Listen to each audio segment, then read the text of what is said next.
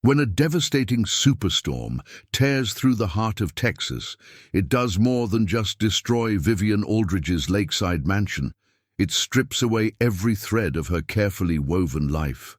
The high-powered Dallas real estate mogul finds herself stranded in a dusty rural town with nothing but a designer handbag and broken dreams. That's when she meets Cal Bennett, a weathered cowboy whose calloused hands and quiet wisdom tell the story of a life lived close to the earth. He offers her shelter on his modest ranch, never expecting that this city woman would change everything. As dawn breaks over the prairie each morning, Vivienne discovers that sometimes life's greatest riches aren't found in penthouse views or corporate boardrooms, but in the simple act of rebuilding a life from the ground up. What will she choose when the chance to reclaim her old life comes knocking? Before we jump back in, tell us where you're tuning in from. And if this story touches you, make sure you're subscribed, because tomorrow I've saved something extra special for you. The Golden Real Estate Award caught the morning light as Vivienne Aldridge straightened it on her mahogany desk. Excellence in Commercial Development 2024. Her fourth consecutive win. She allowed herself a small smile, remembering the whispers when she'd first entered the Dallas real estate scene 15 years ago. Now, at 53, she commanded respect in every room she walked into. Her corner office on the 38th floor offered a sweeping view of the city she'd helped shape. Glass and steel monuments to progress stretched toward the clouds, each one bearing her company's distinctive touch. The Aldridge Group logo adorned no fewer than 12 major developments across the skyline. "Ms. Aldridge," her assistant's voice crackled through the intercom. "The investors for the Lake Travis project are here. Send them in, Charlotte." Vivienne smoothed her Chanel jacket and checked her reflection in her phone's screen. Not a silver hair out of place. The conference room filled with the familiar faces of old money and new ambition. These meetings had become routine. She could practically recite the presentation in her sleep. The Lake Travis development would be her masterpiece. 300 acres of prime lakefront property transformed into the most exclusive residential community in Texas. "Gentlemen," she began, commanding attention with practiced ease, "what you're about to see will redefine luxury living in the Southwest." The projector hummed to life, displaying renderings of modernist mansions nestled among centuries-old oak trees. Thunder rumbled in the distance, but nobody paid it any mind. Dallas summers always brought afternoon storms. Besides, the weather forecast had predicted only a 20% chance of rain. Vivienne continued her presentation, unaware that nature was about to rewrite her carefully plotted script. Her phone buzzed quietly. Probably another congratulatory message about last night's charity gala. She'd donated a cool $1 million to children's education, earning both goodwill and valuable media coverage. The perfect foundation for the Lake Travis launch. "The first phase of development begins next month," she assured the investors, ignoring another distant rumble. "We've already secured commitments from 3 Fortune 500 executives." Outside, clouds gathered like spectators to a coming show. But in her climate-controlled kingdom of glass and steel, Vivienne Aldridge remained focused on empire building, unaware that sometimes the universe had other plans for even the most carefully constructed lives. The Golden Award gleamed on her desk, a testament to past glories. By tomorrow, it would be all she had left. The text message glowed ominously on Vivienne's phone. "Emergency alert. Severe weather warning. Seek immediate shelter." She dismissed it with an irritated swipe, more concerned with the sudden exodus of her investors from the conference room. The Lake Travis deal was slipping through her fingers like water. "Charlotte, get the weather service on the line." But her intercom crackled only static in response. Outside her wall of windows, the Dallas skyline had vanished behind a curtain of sickly green clouds. The lights flickered once, twice, then surrendered to darkness. In the sudden quiet, Vivienne heard what her ambition had been drowning out, a roar like a freight train approaching from the west. Her phone chirped one final time. "Mom, please tell me you're not at the lake house." The lake house. Her weekend sanctuary, where she'd planned to spend the evening reviewing contracts. Where her housekeeper was preparing for tomorrow's broker. Preview. Where? The world turned sideways. Later, meteorologists would call it a supercell storm, unprecedented in its intensity. They would point to radar images showing a perfect storm of conditions. A stalled front, unusual Gulf moisture, and a jet stream that painted a target on North Texas. But in that moment, all Vivienne knew was that nature had decided to remind humanity of its place in the grand scheme of things. She made it to the emergency stairwell, just as the building's reinforced windows gave up their fight against the wind. The sound of shattering glass chased her down 38 flights, her Louboutins abandoned somewhere around floor 25. By the time she reached the parking garage, her perfect coif was plastered to her face, and her Chanel jacket was decorated with debris. "Take me to the lake house," she ordered her driver through the car's Bluetooth. Silence. The garage was empty except for her Mercedes, its sleek form suddenly looking very vulnerable. The drive that followed would haunt her dreams for months. Roads disappeared under flash floods. Trees older than the state of Texas bowed and broke like matchsticks. And her phone, her lifeline to civilization, showed only that final message from her daughter before going dark. When she finally reached the turning to her Lake Travis estate, the road was gone. Not flooded, gone, washed away as if it had never existed. Through sheets of rain and the failing light of dusk, she could make out the place where her $12 million showcase home had stood. Now there was only a tangle of broken timber and twisted metal, being steadily devoured by the angry waters of a lake that had forgotten its boundaries. She sat there, hands trembling on the steering wheel, as reality rewrote itself around her. The investment portfolios tied up in developments that were now underwater, literally and figuratively. The clients whose deposits had been leveraged for expansions. The loans, the commitments, the empire built on the assumption that nature would stay within the lines humans had drawn for it. A crack like artillery fire made her jump. In her rearview mirror, she watched a power line pole surrender to gravity, taking with it her last hope of calling for help. The Mercedes gas gauge needle hovered just above empty, a detail that had seemed insignificant when she'd left Dallas, but now felt like another nail in the coffin of her carefully controlled existence. Through the passenger window, she caught a glimpse of something pale tumbling past on the floodwaters. Her heart clenched as she recognized the edge of a presentation board from this morning's meeting. The future she'd been selling, now literally washing away. The rain drummed on the car roof with the intensity of a mechanical press, and the wind rocked her luxury vehicle like a child's toy. Stay and risk joining her lake house in its watery grave. Go and drive blindly into a landscape she no longer recognized, where all the markers of civilization were being erased by nature's fury. Vivienne Aldridge, who had built her reputation on always knowing the right move, found herself paralyzed by indecision. Then another section of road crumbled into the rising water, and instinct took over. She put the car in gear and turned inland, away from the lake, away from her ruined dreams, into darkness broken only by occasional flashes of lightning that illuminated a world transformed. She didn't know it yet, but she was driving straight toward the one thing money couldn't buy, a second chance at learning what really mattered. The Mercedes sputtered its last breath just past a sign reading, "Welcome to Cedar Grove, Pop 2187. Vivienne pressed the start button repeatedly, each attempt more desperate than the last.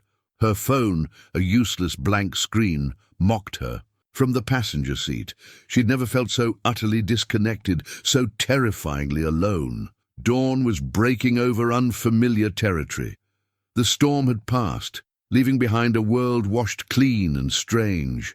Puddles reflected a sky that seemed impossibly big without Dallas's skyscrapers to contain it. The air smelled of wet earth and something else. Livestock, she realized with a wrinkle of her nose. A truck slowed as it passed, the driver tipping his hat. Vivienne stiffened, unused to such casual familiarity. In Dallas, she'd cultivated an aura that discouraged unsolicited interaction. But here, with her makeup streaked and her designer outfit waterlogged, that armor felt as useless as her dead phone. "Ma'am," the voice was gentle, seasoned with age and outdoor living. "Looks like you could use some help." She turned to find a man in his late 50s, studying her car with the patient expression of someone used to broken things. His face was weathered, lined with sun and experience rather than boardroom stress. Faded jeans, scuffed boots, and a worked-in denim shirt suggested a life far removed from corporate watersheds. "I'm fine," she said automatically, the words falling flat even to her own ears. "I just need to call my service provider," he gestured. At the fallen trees visible in every direction. "Phone lines are down for 20 miles. Power too, most likely. Storm hit us pretty hard." A pause, then, "I'm Cal Bennett. Got a ranch about 3 miles up." Vivienne tried to summon her boardroom authority. "Look, Mr. Bennett, I appreciate your concern, but I'm perfectly capable of—" Her stomach chose that moment to growl audibly, betraying how long it had been since her last meal. The corners of his eyes crinkled with carefully contained amusement. "My wife, Sarah, God rest her soul, always kept extra place settings ready. Said you never knew when someone might need more than just a helping hand." He waited, giving her the dignity of choice. "Got coffee brewing if you're interested." Pride warred with pragmatism in Vivienne's mind. She was used to being the one who extended help, not received it, but her options were as dead as her phone's. "Battery, I suppose, until I can make other arrangements." She grabbed her handbag, Hermes now bearing water stains that would horrify her personal shopper, and stepped out of the car. Cal's truck was a far cry from her Mercedes. The seat was cracked leather, and the dashboard bore the honest scrapes of working use. As they drove, he filled the silence with gentle commentary about landmarks she'd never need to know. Miller's feed store, closed now but usually open by 6. The elementary school where his late wife had taught 3rd grade. Old Doc Wilson's place, where half the town's babies had been born before the new medical center opened in the county seat. Vivienne found herself listening despite her determination to remain detached. There was something almost hypnotic about his quiet voice, about the way he spoke of this tiny town, as if it contained all the important things in life. The ranch appeared suddenly around a bend, a modest house with a wraparound porch, set against a backdrop of rolling pastures. A few horses grazed in the morning light, unbothered by the previous night's chaos. The scene could have been lifted straight from one of those rural lifestyle magazines her office kept in the waiting room, the ones she'd always considered pure fantasy. "It's not much," Cal said, misreading her expression, "but it's home." Vivienne's response died in her throat as she spotted a familiar shape in the distance, her presentation board from the Lake Travis development, carried by the storm's capricious winds to land here, muddied and torn, like a message from the universe itself. She clutched her ruined designer bag closer, its presence a final link to the world she'd lost. Somewhere between the leather seats of her Mercedes and the gravel of Cal Bennett's driveway, Vivienne Aldridge, queen of Dallas real estate, had become simply a woman in need of shelter. The thought terrified her, almost as much as the strange flutter of relief that came with it. The garden tools hung on the back porch like old memories, a collection of well-worn implements with wooden handles, polished smooth by years of use. Vivienne noticed how Cal's eyes lingered on them as he led her into the house, his calloused fingers brushing one handle almost reverently as they passed. "Sarah's garden," he explained, voice soft with remembrance. She could grow anything. Said a ranch wasn't just about cattle and horses, needed flowers too, to remind us of life's gentler side. The house spoke of Sarah everywhere Vivienne looked.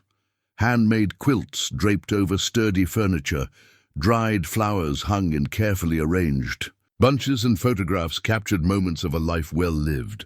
It was the opposite of Vivienne's minimalist lake house, with its curated artwork and designer furnishings. "Bathrooms down the hall if you'd like to freshen up," Cal offered. "Sarah's things are still in the guest room dresser. Might find something that fits." He cleared his throat. "Never could bring myself to, well, might as well be of use to someone." Vivienne found herself in a bedroom that felt frozen in time. A blue dress hung on the closet door, casual but well made. On the dresser, a bottle of subtle perfume stood next to a worn Bible. She opened the dresser drawers to find clothes carefully, folded and preserved, each item telling its own story of a woman who had made this place a home.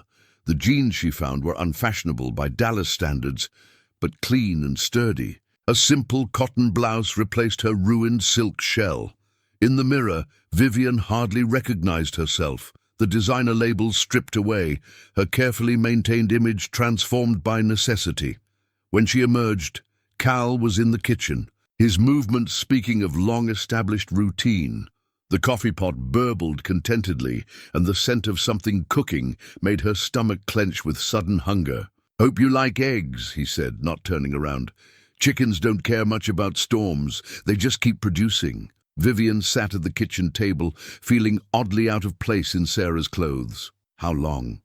she asked quietly, understanding instinctively that no other context was needed.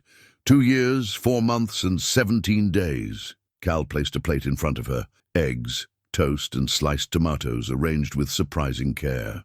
"Cancer gave us 6 months to prepare, but you're never really prepared, are you?" The food was simple but delicious, seasoned with herbs that must have come from Sarah's garden. Through the kitchen window, Vivienne could see the flowers still, blooming there, tended by Cal's careful hands. "The tools," she said between bites, "you've maintained them." Everything she loved I tried to keep alive. He poured more coffee into her cup.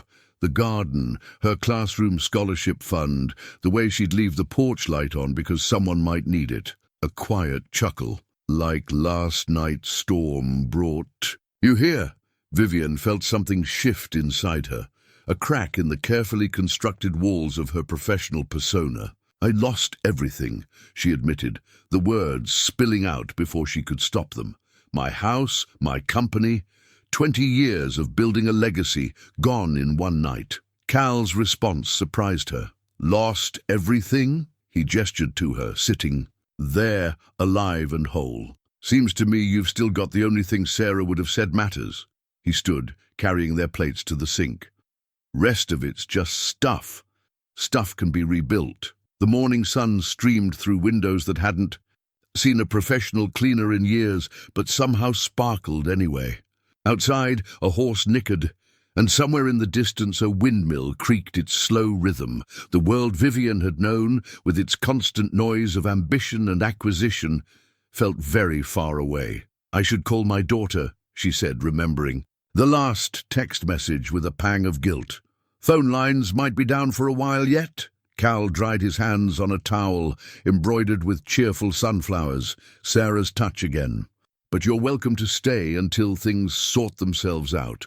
Ranch always needs extra hands, if you're willing to learn." Vivienne looked down at her borrowed clothes, at hands that had never known real work. Through the window, she could see Sarah's garden tools catching the morning light, simple instruments that had helped create something beautiful and lasting. Perhaps they had one more lesson to teach. The work boots sat accusingly by the back door, sturdy, practical things Cal had found in a storage closet. "Sarah kept them for garden work," he'd said. "Might be useful, seeing as those city shoes of yours aren't made for ranch life." Vivienne stared at them now, remembering the $1,000 heels abandoned in that Dallas stairwell. These boots, with their scuffed toes and worn laces, represented everything she'd spent her life avoiding. Manual labor, dirt, the unglamorous realities of working land rather than selling it. Best get started before the sun gets too high. Cal called from the porch. "Fence on the north pasture took some damage in the storm." The boots fit perfectly, a fact that felt somehow significant. Vivienne tucked Sarah's jeans into them and stepped out into a morning already heavy with humidity. Her first step sent her stumbling. The boots' weight unfamiliar after years of designer footwear. "You'll get used to them," Cal said, hiding what might have been a smile behind his coffee mug. "They're honest boots. Keep you grounded." The drive to the north pasture was silent, except for the truck's familiar rattles and the occasional comment from Cal about the land they passed. Vivienne found herself studying his hands on the steering wheel, hands that spoke of years of practical knowledge, so different from the manicured gestures of her boardroom world. "First rule of fence mending," Cal said as they unloaded tools, "is understanding that every break tells a story." He knelt by a section of damaged fencing. "See here? Stormed through that oak branch. Could have been worse. Post is still good, just need to restring the wire." Vivienne watched as he demonstrated the repair process, his movements efficient and practiced. When it was her turn, the wire seemed to have a mind of its own, refusing to tension properly, scratching her borrowed work gloves. "Patience," Cal advised. "Wires like people. Try to force it and it'll fight you every time." The morning wore on. Vivienne's corporate smooth hands developed their first blisters, then their first calluses. Her back, accustomed to ergonomic office chairs, protested the new demands. But slowly, post by post, the fence took shape under their combined efforts. "Not bad," Cal assessed as they finished the last section. Sarah's first try at fence work, she wrapped herself up like a Christmas present. He chuckled at the memory. "Spent more time untangling her than fixing the fence." Vivienne found herself smiling despite her exhaustion. Did she eventually learn? Better than me in the end. Said it was like negotiating with her third graders, all about finding the right approach. He packed tools back into the truck. "Speaking of approach, those boots treating you right?" She looked down at them, caked now with honest dirt. "They're teaching me things. Boots'll do that." Cal nodded sagely. Sarah used to say every step in work boots was a step toward understanding something real. The drive back was different. Vivienne found herself noticing things she'd missed before.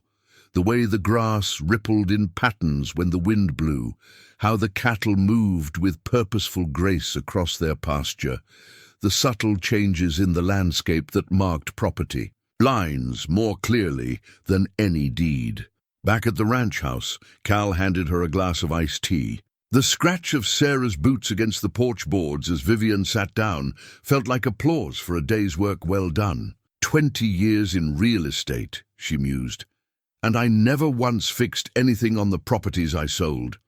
Always had people for that. Nothing wrong with hiring help, Cal replied, settling into a chair that had clearly formed to his shape over years. But there's something to be said for knowing how things work from the ground up. Gives you a different kind of perspective. Vivienne flexed her sore hands, studying the red marks that would become calluses. In Dallas, she'd had a standing weekly manicure appointment. Now, watching the sunset paint the sky in colors no designer could match, she wondered if she'd been maintaining her hands or handcuffing them. "Tomorrow," Cal said, "thought we might take a look at that garden. Sarah's flowers could use some tending." The boots waited by the door, ready for another day's lessons. Vivienne realized she was looking forward to putting them on again. Sometimes she was beginning to understand the heaviest steps were the ones that carried you furthest. The old coffee pot had a personality of its own. Vivienne had learned this over the past week, mastering its quirks like a new language. 2 scoops of grounds, not 1. Let the water settle before turning it on. Listen for the 3rd gurgle before pouring. In her Dallas penthouse, she'd had a smart coffee maker that responded to voice commands. This pot required conversation of a different sort, patience, attention, respect for its years of service. "Someone's up early," Cal commented, finding her already on the porch with 2 steaming mugs.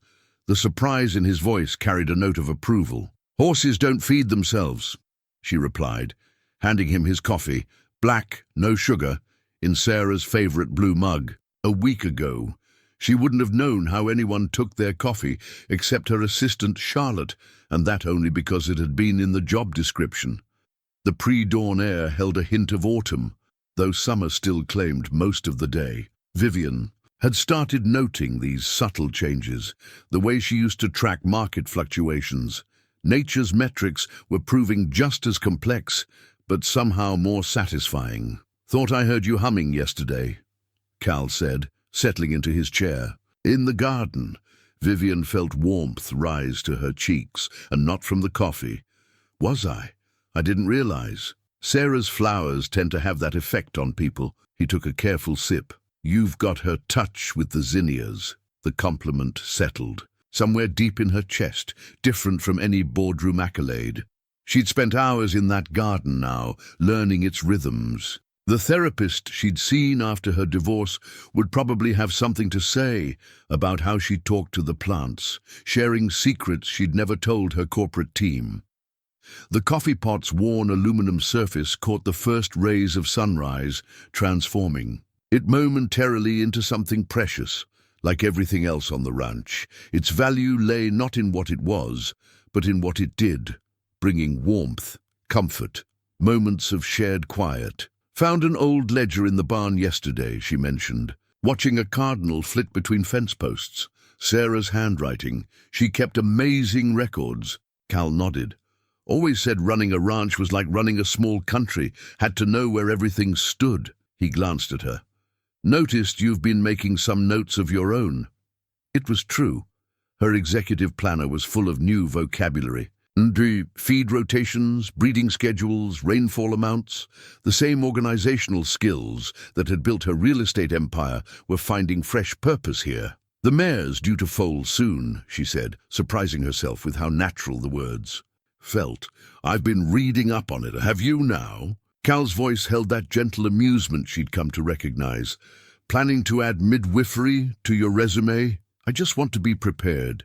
She'd always hated feeling unprepared. In Dallas, that meant having backup presentations and contingency funds. Here it meant learning which tools to have ready, which signs to watch for. The coffee pot sputtered its last offering as they shared a comfortable silence. A week ago, Vivienne would have filled such quiet with market projections or property valuations. Now she found herself listening instead to the morning birds, to the distant sounds of cattle, to her own thoughts slowly untangling. "You know," Cal said finally, "that old pots outlasted 3 electric ones Sarah brought home over the years. She'd get tired of its temperamental ways, try something new and shiny." He smiled at the memory, but she always came back to it. Said it made coffee that tasted like morning ought to taste. Vivienne understood. Her own morning routine had once been a carefully choreographed dance of emails, calls, and meetings. Now it followed the sun and the needs of living things. The coffee pot's ritual was part of it, a daily reminder that some things couldn't be rushed, automated, or delegated. "I should start on the stalls," she said, rising. The familiar weight of Sarah's boots waited by the door. Her hands, sporting proud calluses now, no longer flinched from rough work. "Vivienne," Cal's voice stopped her. "You forgot something." He held up the empty coffee cups with a wink. "Dishes don't do themselves either." She laughed then, a real laugh that startled them both with its freedom. The sound echoed across the morning quiet ranch, belonging there as naturally as the coffee pot belonged on its shelf, perhaps not the finest thing, but exactly what it needed to be. The Cedar Grove Gazette lay folded on Mabel Henderson's lap, like a weapon waiting to be deployed. "Well, isn't this interesting?" she said, adjusting her reading glasses with practiced dramatic flair. "Says here that Vivienne Aldridge, CEO of the Aldridge Group, is missing after that big storm. Companies in chaos, properties underwater, literally and figuratively." Vivienne, elbow deep in Sarah's flower beds, kept her head down. She'd learned to recognize the sound of Mabel's ancient Buick laboring up the drive, had come to expect. These weekly, neighborly visits that seemed timed to catch Cal away at the feed store. "Imagine that," Vivienne murmured, deadheading a spent marigold with perhaps more force than necessary. "How unfortunate." Mabel's tone dripped sweet. Venom, almost as unfortunate as a certain widower taking in a strange woman with no explanation. She rustled the newspaper meaningfully. A woman who bears a striking resemblance to this missing CEO. The old Vivienne would have launched into damage control mode, called her PR team, issued statements. But that Vivienne felt as distant as the Dallas skyline. This Vivienne, with dirt under her nails and the sun on her neck, found herself wondering what Sarah would do. "You know, Mabel," she said, sitting back on her heels, "these marigolds are Sarah's variety. She developed them herself, did you know that? Crossbred them for 7 years until she got exactly the shade of orange she wanted. I'm not here to talk about flowers. Cal tells me she gave you some seeds, back when she first succeeded." Vivienne brushed soil from her hands. "Said you told her they'd never grow in your yard. Too fancy, too difficult, but Sarah knew better, didn't she? Sometimes things grow exactly where you least expect them to." Mabel's fingers tightened on the newspaper.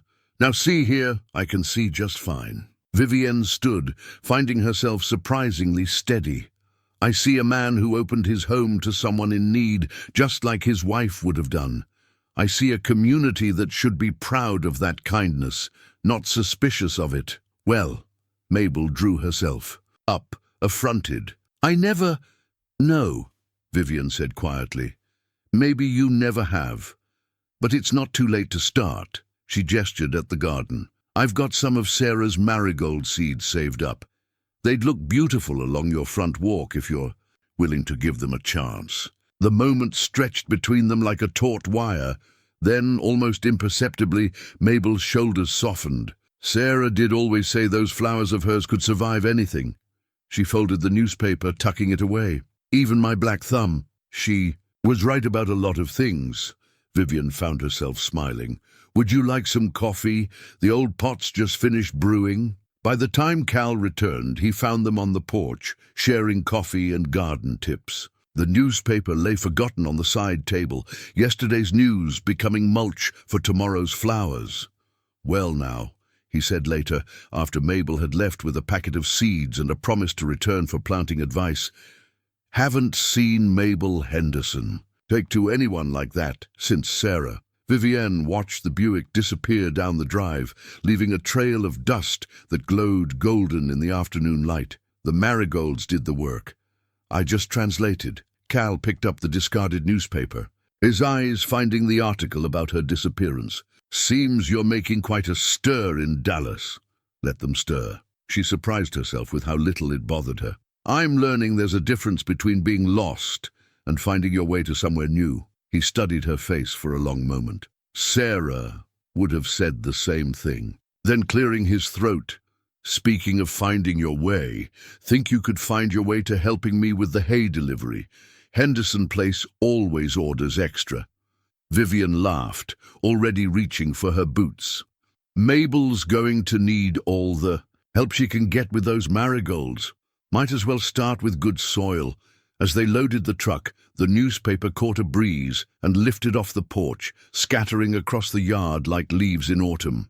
Neither of them moved to chase it. Some stories, Vivienne was learning, were better left to the wind, while others were just beginning to take root. The insurance denial letter arrived with the restored mail service, its corporate letterhead stark and unforgiving. Vivienne read it twice at the kitchen table, her fingers tracing the cold, precise language that dismantled her former life piece. By piece, force majeure, extraordinary circumstances, claim denied. Bad news? Cal asked, setting a fresh cup of coffee beside her with the quiet grace she'd come to rely on. "They're calling it an act of God." Her laugh held no humor. "Apparently, God decided my entire property portfolio needed a bath." She spread the letter, flat, smoothing its creases. "The Lake Travis development, my office building, even my house, all declared total losses. Insurance won't cover unprecedented weather events." The morning sun threw the letter's shadow across Sarah's cheerful checkered tablecloth, like a dark stain on a bright day. "There's more," Vivienne continued, her voice steady, even as her Hands trembled. My VP of Operations, Marcus, the one I mentored for 5 years, he's orchestrated a board takeover. Says my mysterious disappearance proves I've abandoned the company. Cal settled into the chair across from her, his presence solid and grounding. Sounds like a man who mistakes silence for weakness. I trained him too well. She pushed the letter aside, taught him to seize opportunities, to never let a crisis go to waste. I just never thought. The words caught in her throat. Never. You thought he'd turn those lessons against you? Cal nodded slowly. Sarah used to say betrayal's like a snake bite. Hurts most when it comes from something you trusted. The kitchen clock ticked steadily, marking time in a way that felt different from her old world of digital displays and calendar alerts. Through the window, she could see the garden where she'd spent that morning weeding. Simple, honest work that had left her tired in body but clear in mind. You know what's strange? She wrapped her hands around the warm coffee mug. A month ago, this would have destroyed me. My company was everything. I had a 10-year plan, projection charts, growth, strategies. She gestured at the letter. Now it feels like reading about someone else's life. Maybe because it was someone else's life, Cal suggested gently.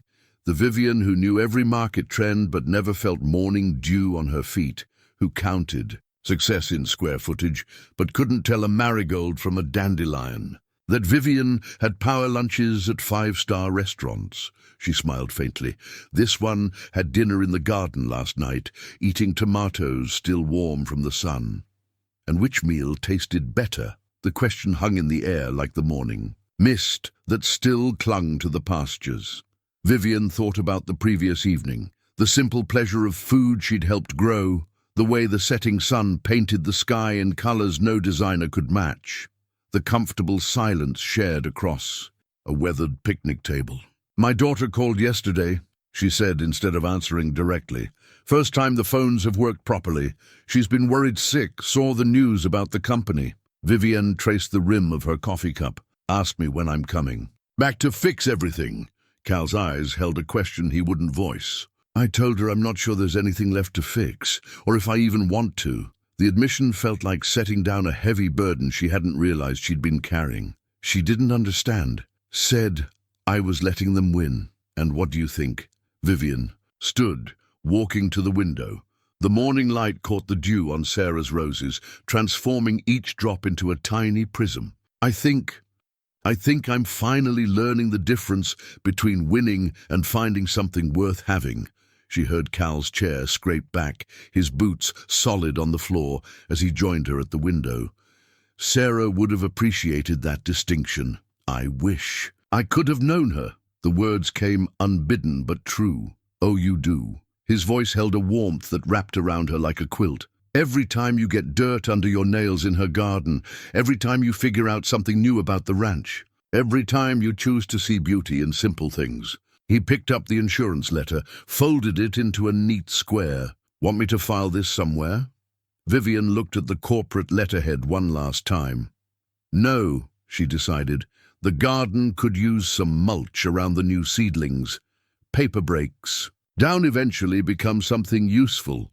She smiled. Another lesson from Sarah? No, Cal said softly.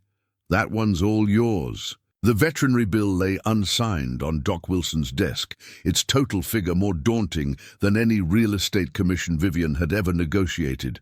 Shadow, Cal's prized quarter horse, stood in his stall, fighting for every breath, his usual proud bearing diminished by pain and fever. Colic, Doc Wilson explained, his weathered face grave. Bad case, he needs surgery, and soon. Nearest equipped facility is in Austin. He glanced at Cal. Won't lie to you, it's expensive, and there's no guarantees. Vivienne watched Cal's hands tighten on his hat brim. Shadow had been Sarah's favorite, the horse she'd ridden until her illness made it impossible. The thought of losing this living link to her seemed to age Cal right before Vivienne's eyes. How long do we have to decide? Cal's voice was steady, but Vivienne had learned to read the tension in his shoulders. Hours, not days. Doc Wilson stood, joints creaking like old leather. I can give him something for the pain, but He left the sentence unfinished, its ending written in the shadows under Cal's eyes. After the vet left, silence filled the barn like heavy smoke. Shadow's labored breathing punctuated the quiet, each wheeze a countdown they couldn't ignore. Cal stood at the stall door, one hand resting on the horse's neck, speaking soft words meant for no other ears. Vivienne stepped back, giving them privacy. Her mind, trained on spreadsheets and profit margins, automatically calculated costs against assets. The ranch was land-rich but cash-poor. She knew that now. The surgery would drain what little cushion they had, and winter was coming. But as she watched Cal with Shadow, she remembered something else. The way he'd offered shelter to a stranger without counting the cost. How he kept Sarah's garden blooming without measuring the return on investment. "We'll find a way," she said, surprising herself with the firmness in her voice. "I'll call the clinic in Austin." Cal turned, his expression a mix of hope and hesitation. "Vivienne, the cost is just numbers." She was already pulling out her phone. "I used to move millions around like chess pieces.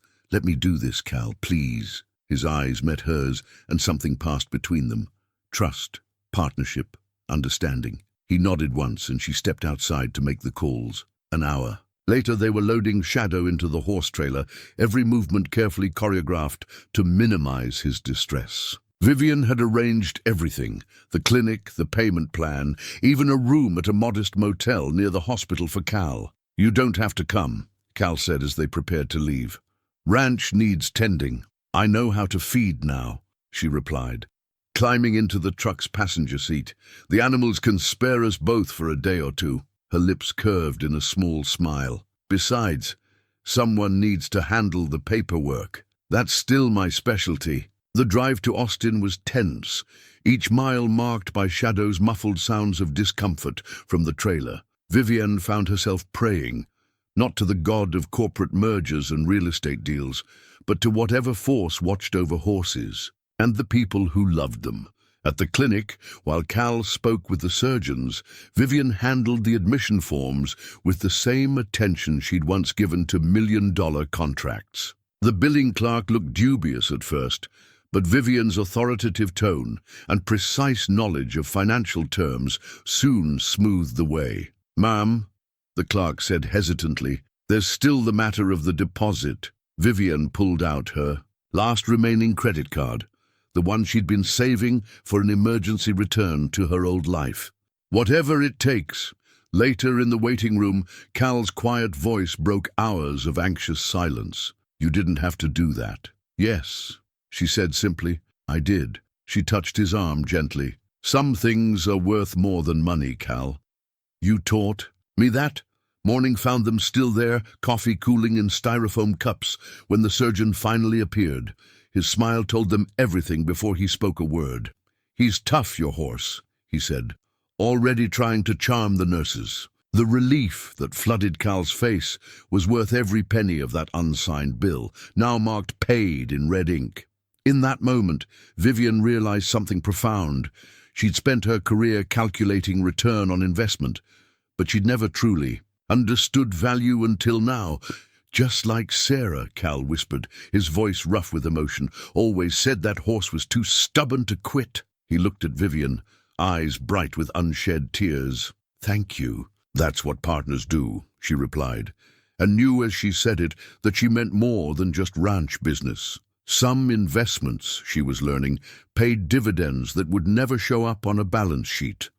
The blue ribbon caught the evening breeze, its satin surface reflecting the strands of lights strung across Cedar Grove's town square. "First place, best heirloom flowers," it proclaimed in gold lettering.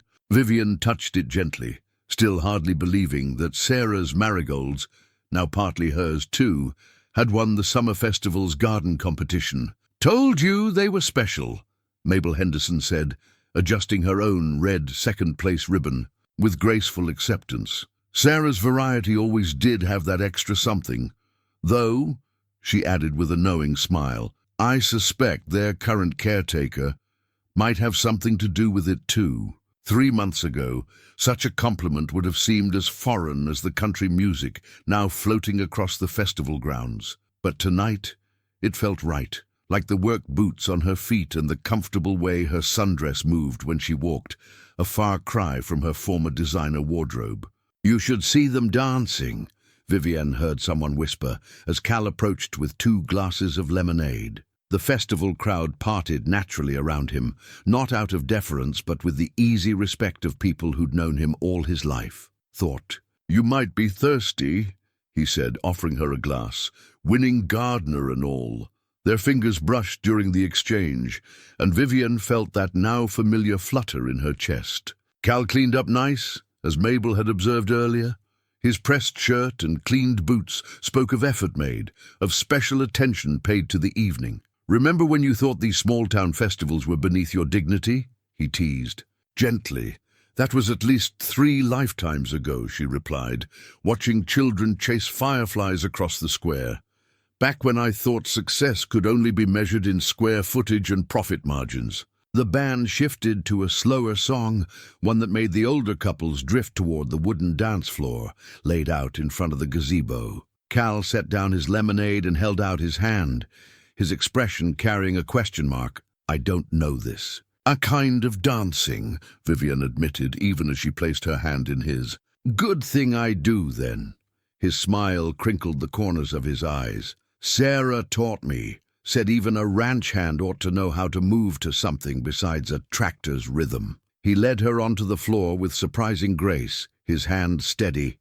At her waist, the blue ribbon brushed against them as they turned, a gentle reminder of achievements measured in growth and nurturing rather than dollars and cents. "You're good at this," she said, surprised by how naturally they moved together. "Had a good teacher." His voice carried that tone it always did when speaking of Sarah, but something else too, a present tense warmth that made Vivienne's heart skip. "She'd be proud, you know, of the garden, of how you've taken to ranch life, of how you've moved." "Forward?" Vivienne suggested softly. The question hung between them like the festival lights overhead. Cal's step faltered slightly, then steadied. "Yeah," he said finally. That, too. They danced in comfortable silence, aware of the eyes on them, but finding they didn't mind. The blue ribbon caught occasional glints from the lights, like stars winking their approval.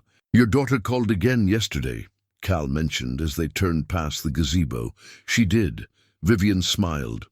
"Asked when she could come visit. Seems she's curious about this new life of mine." "And what did you tell her?" "That she's welcome. Any time." The words came easily now. "That I'd love for her to see the garden, meet Shadow. He's quite the celebrity since his recovery. And," she hesitated, then continued, "and meet the person who helped her mother find her way home." Cal's hand tightened slightly on hers. "Home," he repeated softly. "Sounds right when you say it." The music swelled, and Cal spun her gently. Her skirt flared and she laughed with pure joy, a sound that would have shocked her former board members, but seemed to belong perfectly here under the Texas stars. As they turned again, Vivienne caught sight of their reflection in the darkened window of Miller's feed store. They made a striking pair, not for their differences, but for how naturally they fit together. Like Sarah's marigolds in the garden, like the blue ribbon against her dress, like the way the ranch had become not just a place she stayed, but a place she belonged. The song ended, but Cal didn't immediately step away. "Another dance?" he asked, his voice carrying more than just that simple question. "Yes," Vivienne answered, understanding she was saying yes to more than just the dance. The blue ribbon fluttered between them like a flag marking new territory where the heart's measurements meant more than any surveyor's marks. The business card seemed to burn in Vivienne's hand, its embossed lettering and premium stock paper feeling alien after months of ranch ledgers and feed store receipts. "Janet Chen, Executive Partner, Sterling Development Group." The woman's words still rang in her ears.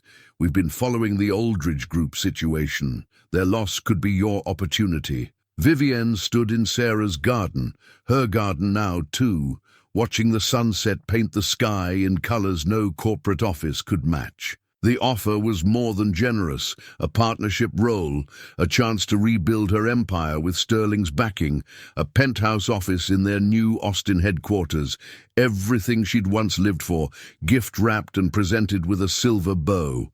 Thought, "I might find you out here." Cal's voice carried across the evening air. "Saw the fancy car coming up the drive earlier. City folk, I'm guessing? Sterling Development." Vivienne turned the card over in her hands. "They're expanding into Texas. Want someone who knows the territory." Cal leaned against the garden fence, his presence solid and reassuring. "Sounds like something the old Vivienne would have jumped at. The old Vivienne would have signed before Janet finished her pitch." She smiled wryly. "Would have been planning her comeback tour before the ink dried. And the new Vivienne?" She looked down at her hands, still manicured, but now bearing calluses of honest work. The business card seemed to mock them, promising a return to soft palms and power lunches. "They want an answer by Friday," she said, instead of answering directly. "Janet left her card, in case I come to my senses." Cal was quiet for a moment, the kind of quiet that came from really thinking rather than just waiting to speak. "You know," he finally said, "Sarah faced a choice like that once. Teaching job. In Houston, triple the salary, half the work." Vivienne turned to face him. "She never mentioned it? Only years later when we were putting in this garden. Said some roots grow deeper than money can measure." He gestured at the thriving flowers around them. "Said she chose the life that made her soul grow. Not just her bank account." The evening air carried the mingled scents of Sarah's marigolds and the fresh-cut hay in the north pasture. Somewhere in the barn, Shadow nickered, fully recovered and spoiled rotten by both of them since his surgery. "Janet said I'm wasting my talents here," Vivienne admitted. "Said someone with my experience should be building skyscrapers, not mucking out stalls. Reckon that depends on how you measure talent." Cal straightened from the fence. "Way I see it, takes more skill to help things grow than to just build over them." A gentle breeze stirred the garden, carrying the business card from Vivienne's loosened grip. She watched it dance across the yard, a piece of her old life tumbling away like a leaf in autumn. "You're not going to chase that?" Cal asked, something careful in his voice. "No," she said softly. Then again with more certainty. "No.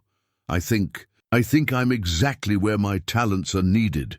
She turned to face him fully, seeing in his eyes the same warmth that had been growing between them since the festival. "Besides," she continued, "I've got plans for this place. The south pasture would make a perfect event venue. Weddings, family reunions.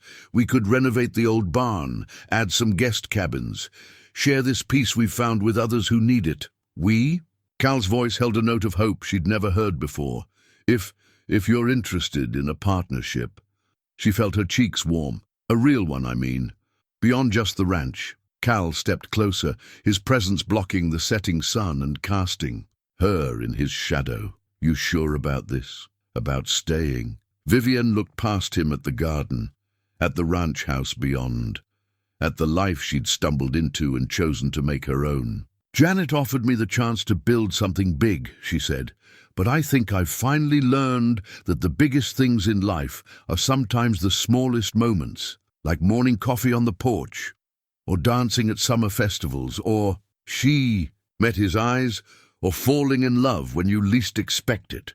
The business card caught a final gust of wind and disappeared into the gathering dusk. Neither of them noticed, too caught up in the kind of moment that no corporate success could ever match. The moment when two people realize they're exactly where they're meant to be. Sarah would have liked that answer, Cal said softly. His. And finding hers. "I think," Vivienne replied, intertwining their fingers, "she helped me find it." The old photo album's leather cover was worn smooth by years of handling, its pages thick with memories. Cal's hands trembled slightly as he lifted it from the cedar chest in the attic. Dust motes dancing in the afternoon light streaming through. "The window. I've been meaning to show you this," he said, his voice carrying that gentle roughness Vivienne had come to associate with his deepest emotions. "Been thinking about it since you decided to stay." They settled on the old quilt Sarah had made for their first anniversary, spread across the attic floor. The album's spine creaked as Cal opened it, revealing a younger version of himself, standing beside a woman whose smile seemed to radiate joy right through the photograph. "First day we bought the ranch," he explained. "Sarah insisted on taking pictures of everything, said we needed to document the before so we'd appreciate the after even more." Vivienne studied the woman who had shaped this place long before she arrived. Sarah's eyes sparkled with the same warmth that still lived in her garden, in her kitchen, in every corner of the ranch where her influence lingered. She was beautiful, Vivienne said softly. "Inside and out." Cal turned the page. "Here's where we started the garden. Sarah had this vision, said every ranch needed a touch of grace to balance the practical." He chuckled. "I thought she was crazy, trying to grow flowers in this soil. Should have known better than to doubt her." The photos told their story, page by page. The garden taking shape, the ranch developing, Sarah and Cal growing older together but somehow more in love with each passing year. Then came the subtle changes. Sarah looking tired in some photos, thinner in others. Cal's finger traced the edge of a particular image. "This was the day we got the diagnosis." His voice hitched slightly. She was more worried about her third graders missing their teacher than about herself. "Made me promise to keep sending fresh flowers to the classroom even after—" Vivienne placed her hand over his, feeling the tremors he was trying to hide. "She wrote about them, you know. In the garden journal I found every flower, every season. She documented it all. That was Sarah." Cal smiled through the moisture in his eyes. "Said life was too precious not to keep track of its beauty." He turned another page, revealing Sarah in a hospital bed, still smiling, still radiant despite everything. Even at the end, she made me bring her pictures of the garden, said she needed to make sure I was keeping up with the weeding. The silence that followed felt holy somehow, filled with the weight of shared grief and understanding. Outside, a whippoorwill called, its evening song drifting through the attic window. "The last thing she said to me," Cal continued, his voice barely above a whisper, "was don't let our garden die with me. Wasn't talking just about the flowers." He looked at Vivienne, his eyes holding years of unspoken pain and newfound hope. "Took me 2 years to understand what she meant." Vivienne squeezed his hand. "She knew you'd need time and space to grow something new." He turned to the album's final pages. Empty ones, waiting to be filled. "Sarah always said life was like her garden. Sometimes you have to let things fade so new beauty can bloom." The afternoon light painted long shadows across the attic floor as they sat together, surrounded by the gentle presence of a woman who had loved this place enough to ensure its future even after she was gone. "I've been feeling guilty," Cal admitted, "about being happy again, about—" He gestured between them. "This, don't." Vivienne's voice was firm but tender. "Sarah's love built this place, shaped it, made it what it is, including making it a place where 2 broken people could find healing." She touched the empty pages. "She left these blank for a reason, Cal." He nodded slowly, understanding dawning in his eyes. "She always did think ahead." His hand found Vivienne's again, stronger now, steadier. Said every ending was just a different kind of beginning. The whippoorwill called again as they carefully closed the album. Its story paused, but not ended. Through the window, they could see Sarah's garden, their garden now, blooming in the evening light. Proof that love, like flowers, could return season after season, each time in a new and beautiful way. "Thank you," Vivienne said softly, "for sharing her with me." "Thank you," Cal replied, "for helping me keep my promise to her." He stood, pulling her gently to her feet, about not letting the garden die. Together, they carried the album downstairs, leaving the attic's shadows behind. Some ghosts, they were learning, weren't meant to be exorcised but embraced, their presence a blessing rather than a burden, their memory not a wall but a bridge to new possibilities. The building keys felt foreign in Vivienne's hand as she stood outside her former office tower. The security guard had recognized her immediately. "Ms. Aldridge, we thought you were—" But something in her expression had stopped him from finishing that sentence. Now, in the pre-dawn quiet, she faced her reflection in the gleaming glass doors, barely recognizing the woman who stared back. "You don't have to do this," her daughter Amanda had said last night over dinner. "The lawyers can handle the final paperwork." But Vivienne knew she did have to do it. Some chapters needed proper endings before new ones could begin. The elevator ride to the 38th floor was surprisingly emotional, not for the power she'd once wielded here, but for how foreign it all felt now. The artificial air, the hum of fluorescent lights, the sterile smell of corporate success. Her boots, she hadn't bothered changing into heels, echoed oddly against the marble floors. Her old office stood exactly as she'd left it the day of the storm, like a museum exhibit of her former life. The Golden Awards still caught the morning light, though a film of dust had dulled its shine. Here was the desk where she'd made million-dollar decisions. There was the view she'd once thought represented the pinnacle of achievement. "It feels smaller somehow," she mused aloud, running a finger through the dust on her desk. "The office?" Amanda asked, hovering in the doorway. "The dream," Vivienne smiled softly. "All of this. The corner office, the skyline view, the prestigious address. It was everything I thought I wanted. Everything I thought I needed to be someone who mattered." She began gathering personal items into a box she'd brought. Not the awards or the expensive art pieces. Those could stay for the liquidators.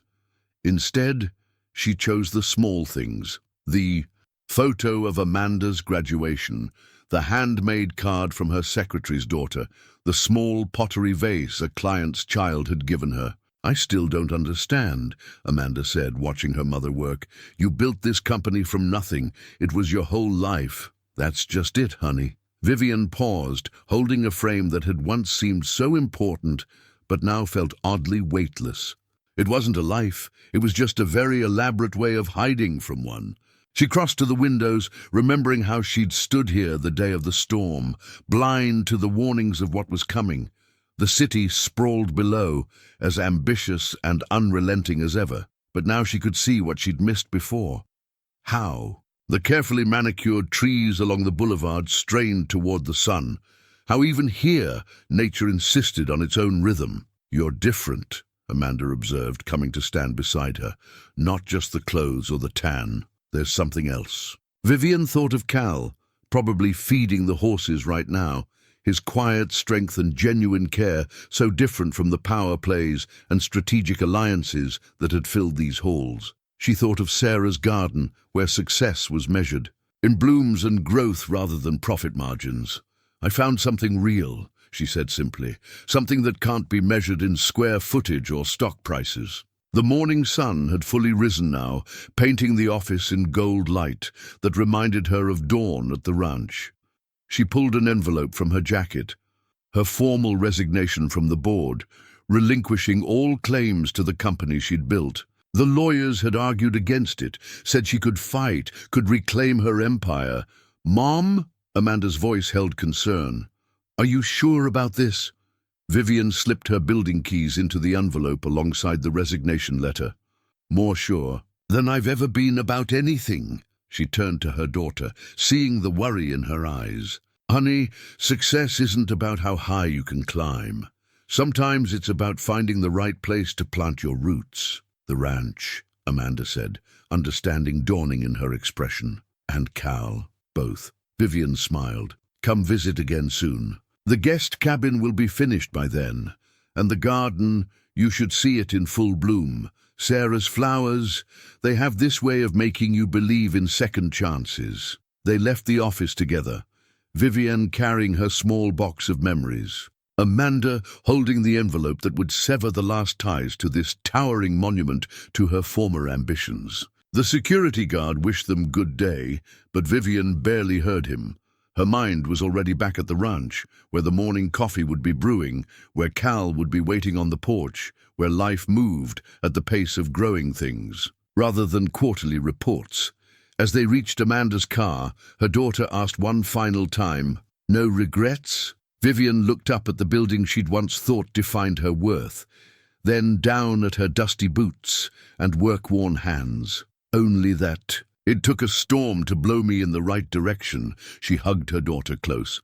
But some lessons you have to learn the hard way. The keys in the envelope jingled softly as Amanda drove them away, their sound like distant wind chimes bidding farewell to one life and welcoming another, one where the only keys that mattered were to a ranch house door and the heart of a man who knew the true value of things that couldn't be bought or sold. The ranch deed lay on the kitchen table between them, its aged paper bearing the weight of generations. Cal had placed it there after breakfast, his hands steady, but his eyes holding a question too important for casual conversation. Sarah and I always talked about what would happen to the ranch, he said, his voice gentle in the morning quiet. She made me promise it wouldn't end with us, said places like this needed to keep living, keep growing. Vivienne's coffee had grown cold, forgotten as she stared at the document before her. The legal language was familiar. She'd handled thousands of property transfers in her career, but this was different. This wasn't just a transaction, it was a transformation, a partnership deed, she said softly, reading the carefully typed edition. Cal, are you sure? He reached across the table, his weathered hand covering hers. Never been more sure of anything. Well, almost anything. His eyes met hers, warm with meaning. Ranch needs both of us now, has for a while. Through the window, Sarah's garden bloomed in the morning sun, no longer just Sarah's but theirs. The flowers they'd tended together, the paths they'd widened, the new beds they'd planned for next spring. Every change made with respect for what came before. Every addition a bridge between past and future. I got a call yesterday, Vivienne admitted. From Marcus, the board is willing to reinstate me. They've seen the sterling development plans for the area, realize they need my connections. She smiled wryly. Amazing how failure can focus the corporate mind. And what did you tell them? Cal's voice was carefully neutral, but she could read the tension in his shoulders. I told them I'd found something their quarterly reports couldn't measure. She reached for the deed with her free hand. Something real, something worth building a life around, not just a career. The morning light caught the gold of her reading glasses. No longer designer frames, but simple ones bought at Miller's drugstore. Like everything else in her new life, they were chosen for function over fashion, for genuine need over superficial want. Amanda thinks we're crazy, she continued, a small laugh escaping. Says we could make a fortune turning this into a luxury resort. She's already sketched out plans for a golf course and spa. And what do you think? Cal's thumb traced gentle circles on her hand. Vivienne looked out at the land that had healed her, had taught her to measure wealth in sunrises and strength in callouses. I think we have something better in mind. The event venue in the South Pasture, the educational programs. For city kids, the weekend farming workshops. She squeezed his hand. Sharing this place, not selling it. Cal nodded, understanding in his eyes. Sarah would have loved that. She always said the ranch had lessons to teach, if people were willing to learn them. She was right. Vivienne picked up the pen. Not the expensive fountain pen she'd once used to sign million-dollar contracts, but a simple ballpoint from the feed store. About so many things, her signature flowed across the page, different from her old corporate flourish. This was simpler, more genuine, like the life she'd chosen. Cal's signature joined hers, their names together making something new while honoring what came before. Partner, he said. The word carrying more weight than any corporate title she'd ever held. Partner, she echoed, and reached across the table to kiss him, tasting coffee and promise and tomorrow. The deed sat between them, no longer just a legal document, but a foundation for the future they'd build together. Through the open window came the sounds of their shared life. Horses in the paddock, wind in the oak trees, the distant rumble of the tractor where Miguel, their new ranch hand, was preparing the South Pasture for its transformation. You know what this means? Cal's eyes crinkled with amusement. No backing out next time there's fence mending to be done. Or garden weeding, she countered, rising to refill their coffee cups. Or horse doctoring or hay baling or any of... The thousand other things this place needs. Wouldn't have it any other way. The deed caught the morning light, the fresh ink glistening like dew on new grass. Outside, another day on the ranch was beginning, full of the small moments and honest. Work that had become more precious to Vivienne than any corner office view. She had finally learned what Sarah had known all along, that the truest measures of wealth were the ones that couldn't be written in ledgers or listed on stock exchanges. They were written instead in the strength of joined hands, in the growth of growing things, in the quiet certainty of knowing exactly where you belonged. The hand-painted sign stood propped against the porch railing, its fresh lettering catching the morning light. Bennett and Aldridge Ranch, where city meets country. Vivienne stepped back, studying their handiwork with a critical eye, while Cal added the final touches to the decorative border of painted wildflowers. "Sarah would have loved those bluebonnets you added," she said, watching him work. "They look just like the ones in her garden sketches. Had a good teacher." Cal's brush moved with surprising delicacy for hands more accustomed to fence posts and hay bales. She always said art was just another way of growing something beautiful. The sign would mark more than just their driveway entrance. It represented everything they'd been working toward over the past months. The south pasture had been transformed into an event space that somehow managed to feel both rustic and elegant, with the restored barn as its centerpiece. The first wedding was already booked for spring. "The school board called this morning," Vivienne mentioned, settling into one of the porch rockers. "They want to expand the field trip program. Said the kids can't stop talking about their day. At the ranch." Cal's smile deepened the laugh lines around his eyes. "Those fourth graders from last week. Never seen children so excited about learning where eggs come from." He set his brush down, admiring their finished work. "Though that little girl who decided to name all the chickens might have been my favorite." "Miranda," Vivienne laughed. "She sent us thank you cards for each chicken, remember? Even drew their portraits." The morning sun climbed higher, promising another busy day. They could hear Miguel in the distance, leading a group of weekend workshop participants through the basics of sustainable farming. The program had been Vivienne's idea, combining her business acumen with Cal's practical knowledge to create something unique. "Sometimes I wonder," she mused, "what my old board members would think if they could see me now, teaching city folks how to grow tomatoes instead of growing profit margins." "Reckon you're still growing profit margins." Cal settled into the rocker beside her. "Just measuring the profit differently now." He was right. The ranch's new ventures were succeeding beyond their expectations, but not in ways that would show up on a corporate balance sheet. Success was measured in the wonder on children's faces as they collected their first fresh eggs, in the tears of joy from couples celebrating their love in the restored barn, in the proud accomplishment of workshop participants harvesting their first crops. "Had an inquiry about the writer's retreat idea," Cal mentioned. "That novelist from Houston says she's interested in being our first resident artist." The idea had come to them one evening as they read through Sarah's old journals, creating a space where people could find the same peace and inspiration that Sarah had found here, that Vivienne herself had discovered when life's storm blew. "Her onto this path. We'll need to finish converting the old foreman's cottage," Vivienne noted, her mind already working on logistics. "And maybe add a writing desk near the rose garden. Sarah always said that spot had special magic." "Speaking of magic," Cal reached into his pocket, "got something for you." He handed her a small wooden box, worn smooth with age. Inside, nestled in faded velvet, lay a key, old brass, clearly well used.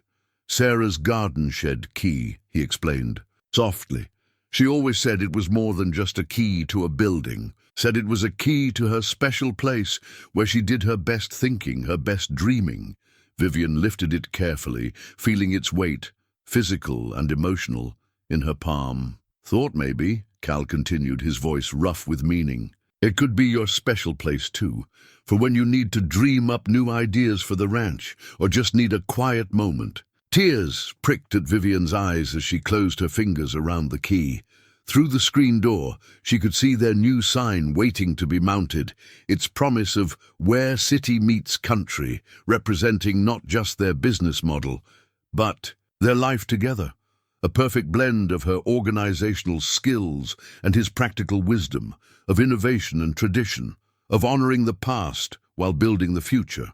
"I love you," she said simply, the words still new enough to make her heart skip, familiar enough to feel like home. Cal's hand found hers, warm and sure. "Love you too, partner." Around them, the ranch was waking up to its new purpose.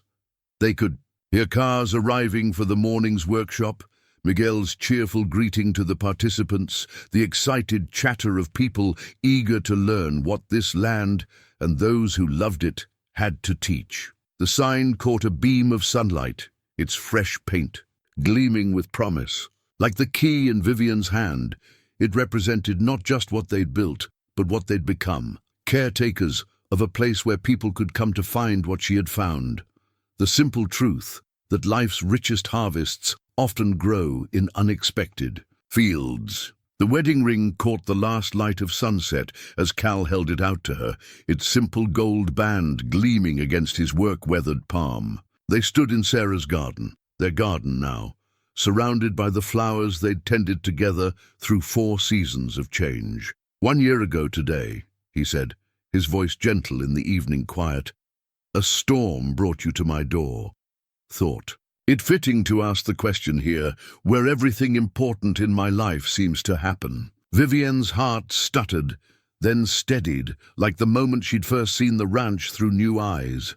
The timing was perfect, exactly 1 year since the superstorm had destroyed her old life and unknowingly set her on the path to this one. The ring was Sarah's mother's, Cal continued. "Sarah always said it should go to someone who understood what it meant to love not just the man, but the land he came with." His eyes held hers, deep with meaning. Someone who could see the beauty in simple things and the value in honest work. Around them, the garden bloomed with memories and promises. Here were the marigolds they'd entered in the county fair. There, the new rose arbor they'd built together. Every flower, every path, every carefully tended bed told the story of their growing love. "When I first came here," Vivienne said, her voice thick with emotion, "I thought I'd lost everything. My company, my status, my whole identity." She touched a nearby marigold, its petals soft against her fingers. "I never dreamed I was actually finding everything I'd been searching for without knowing it."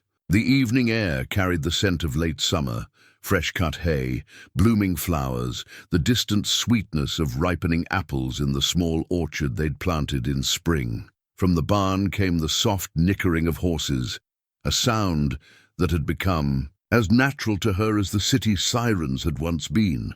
"I'm not asking you to forget the past," Cal said, understanding in his eyes. "Sarah will always be part of this place, part of me, as she should be." Vivienne smiled through gathering tears. "She helped build this heaven we're standing in. Her love is in every flower, every sunrise, every moment of peace this place gives to others." She took his free hand in hers. "I'd never want to erase that. Love doesn't work that way. It grows, like Sarah's garden, making room for new blooms, without uprooting the old ones." Cal's hand tightened on hers. "That sounds like something Sarah would have said. Maybe she taught us both more than we realized." Vivienne looked at the ring, its well-loved gold reflecting the last rays of sun. About love, about growth, about second chances, about making something beautiful out of unexpected storms. Cal's voice held a smile. "About all of it." She squeezed his hand.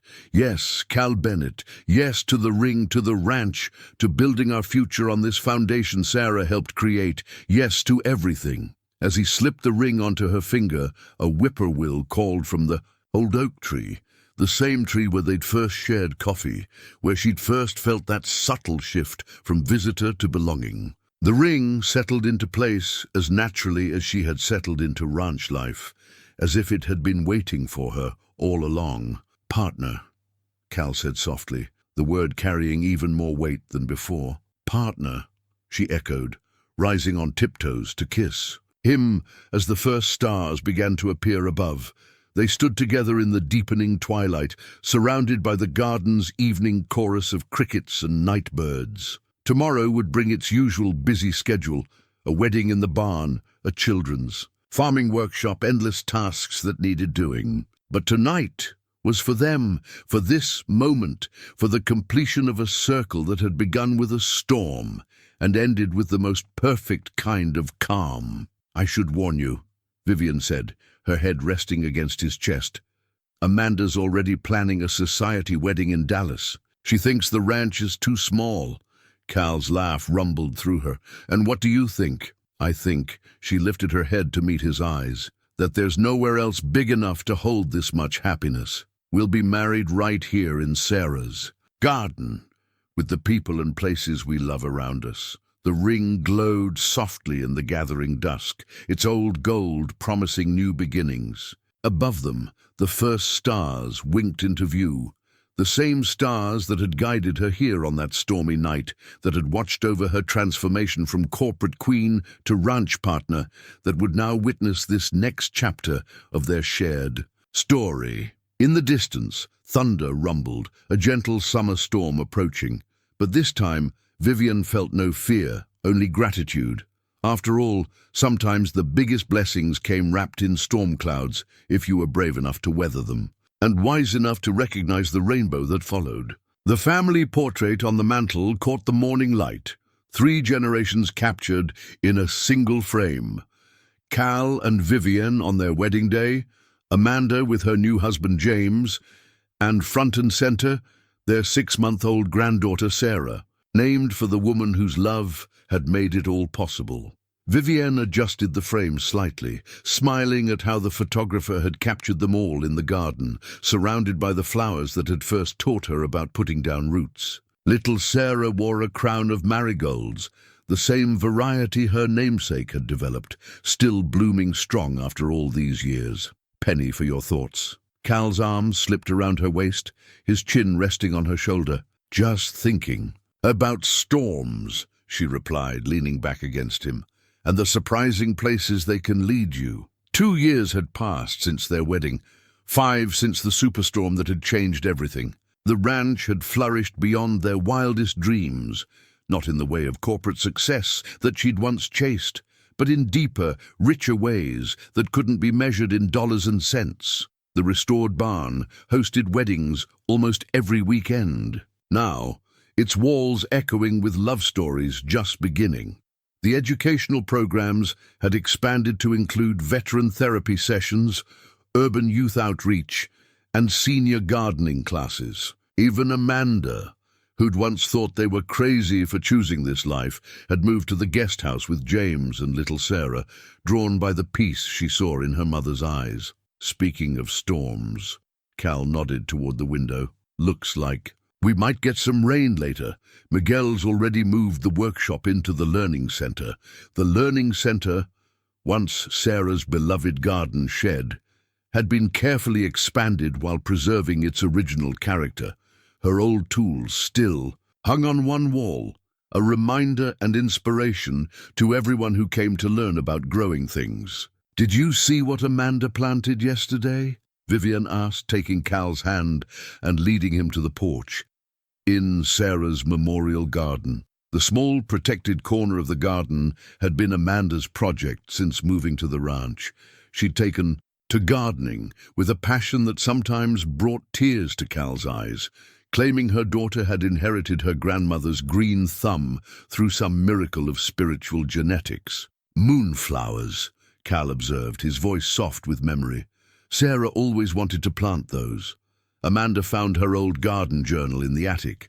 "She's determined to fulfill every dream Sarah wrote down." Vivienne squeezed his hand. "Said it's her way of getting to know the grandmother her daughter was named for." Thunder rumbled in the distance, a gentle warning of approaching weather.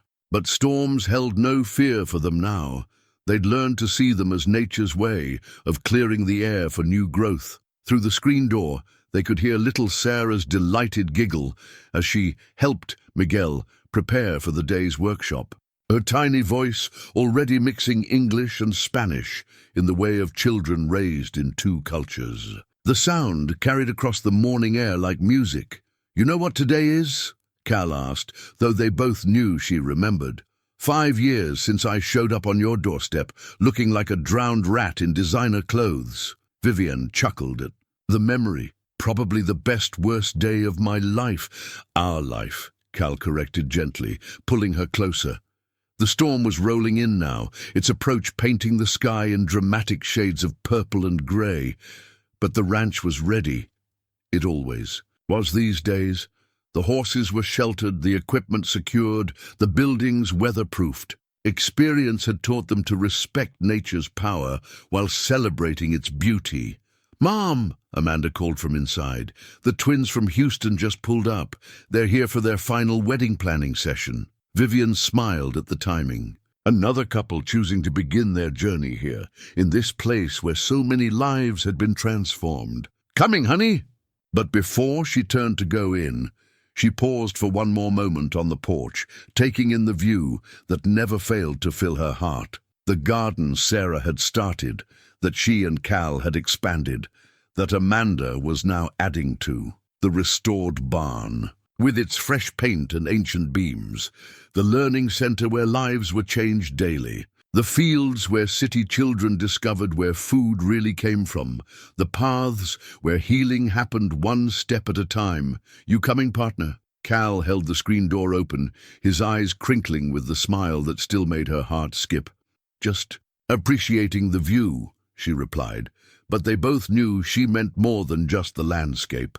As they went inside together, the first fat drops of rain began to fall, feeding the soil where Sarah's flowers bloomed, where new dreams took root, where love grew wild and free. The family portrait watched over it all, capturing a moment but promising many more to come, proof that sometimes the fiercest storms could blow you right where you needed to be, if you were brave enough to weather them and wise enough to stay where you landed.